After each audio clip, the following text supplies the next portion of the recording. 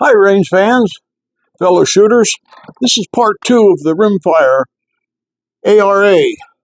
What we're going to talk today about is the factory class. What the factory class is about is rifles that you can buy inexpensively. And what we're going to do is go over some of the rules about a factory gun. Like I told you in my first video, most of the popular guns are MTRs, Bagheeras, and Tikkas. You see a couple other ones like the Springfield 2020 I see there, and once in a while a couple other ones, but most of the time it's those three. And if you want to get serious about rimfire, this is where you got to start. So we're going to go over some of the rules in the rule book. But before we do that, let me explain these pink glasses. What I used to do was buy these brown ones here, like this, and black ones. And, of course, everybody that I go shooting with is old like me and needs cheaters. So we'd go to the range and I'd take them off and set them down, and then I'd say, where did they get to? Where'd my glasses go to? Oh, great. Lost another pair. That's all right. They're only $1. So I'd stop at the dollar store, pick up another pair. A couple of days later, I'd lose that. I don't know whether I dropped them, lost them, somebody picked them up, because everybody wears them when you're old. So I thought to myself, there's got to be a way that I can get glasses that nobody steals. So I bought a pink pair like these. And guess what? I still have them. Nobody's going to steal a pink pair of glasses. But the other day, I was in a place and a lady said, I'll steal them. I believe she would have. So ARA is a very simple game. You need a front rest, a rear rest, a rifle, and a scope. Go to the range and you can shoot. Now, it tells you in here that the rules are under 8.4.1.4 something. All right. And it says under them, here you go.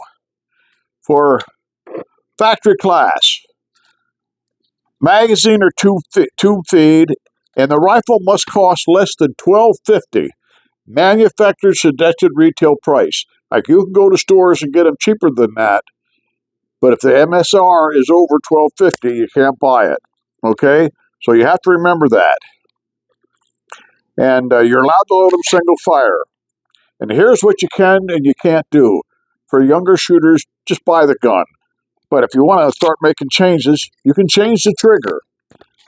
And you can adjust it. But you have to remember one thing. It always has to be safe. It has to function safely.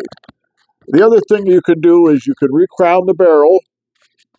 You put a bipod on them. Affix it to the front of your gun. You're allowed to do that. You're allowed to glass bed them. And again, how many people know how to glass bed or put pillars in? So the other thing you can do is the butt plate. You can take it off and shorten it for different length shooters.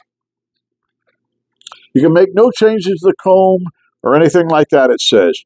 You may put little stickers on, but no wraps. No wraps at all. You can change the bolt knob, but of course you see that the bolt knob on this gun is definitely changed. I make them, but that's beside the point. And the cocking indicator on the back, it doesn't have to work. The original sights, if there's sights on the rifle, like front and back here, you can remove them with no problems. But they're allowed to stay on.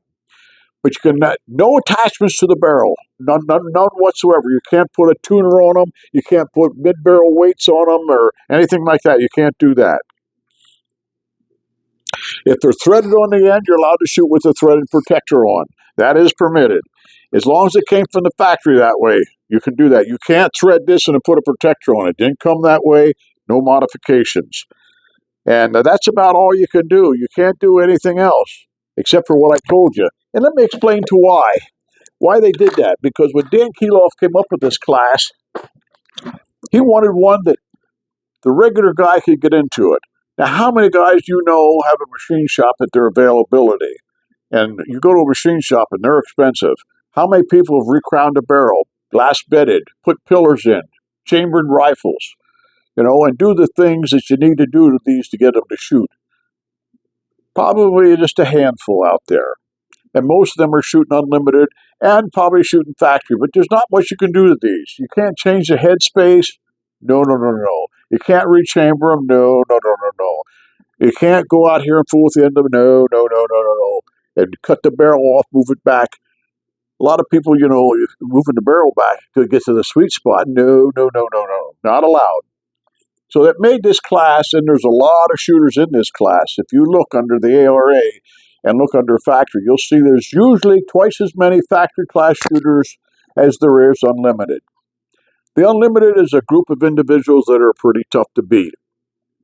But let me get this straight for you.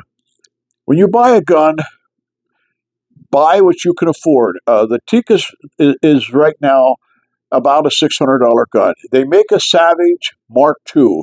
And I'm not here to sell guns, but you can buy a Savage Mark II for $300. Are they shooting them? Yes, they are. And they're doing okay with them. They're not setting the world on fire, but they're out there shooting with a Mark II for $300, and they buy a relatively inexpensive scope, and they put on them, and they're having a good time. They're coming out there with the friends and buddies and all this, and they're shooting.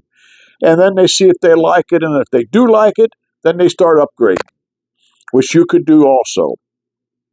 But we want to talk about you buy a rifle. Now, whether you buy that $200 Savage or you buy this $750 MTR, the other thing you have to get is a scope.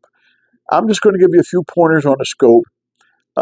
If you're not sure what scope you want, there's a website out there, not a website, a YouTube video, like Cyclops Joe.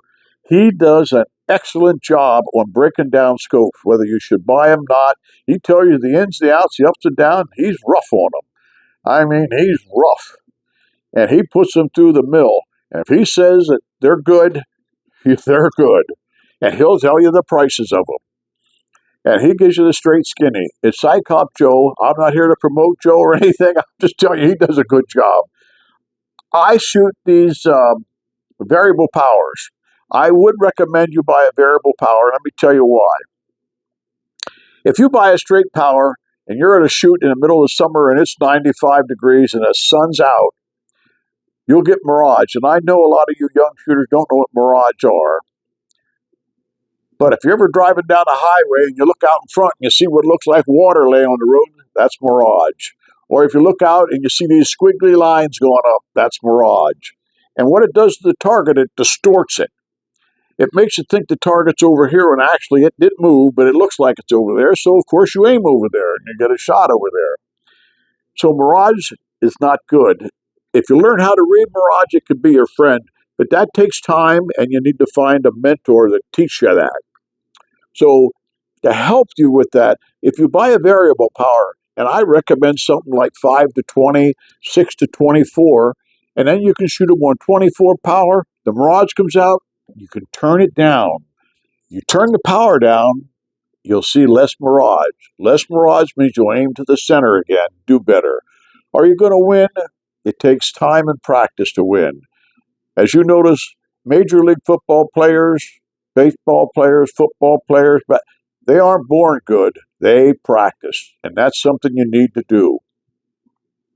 But get yourself an inexpensive gun. That's what we're talking about ARA. It is a lot of fun. Also, you can look at the rankings by going to the ARA websites and see how you rank, you youngsters, amongst the other young lads. I understand last year there was an 8 or 9-year-old from Ohio. Corey, I believe his name was. I shot with him a couple times. Young lad, not very big, but he climbed up there and he competed with the rest of us, and he was quite the young man. He finished in the top 3 in the nation against all the junior shooters. Now, I don't remember how many junior shooters there were, but there was a lot of them. He ranked right up there, this little guy. And there was a couple of young ladies I saw that were in the top 10, too, that took it up this year. Now, that's not something to take lightly. You got to shoot good, and you got to practice to be in the top, especially the top 10.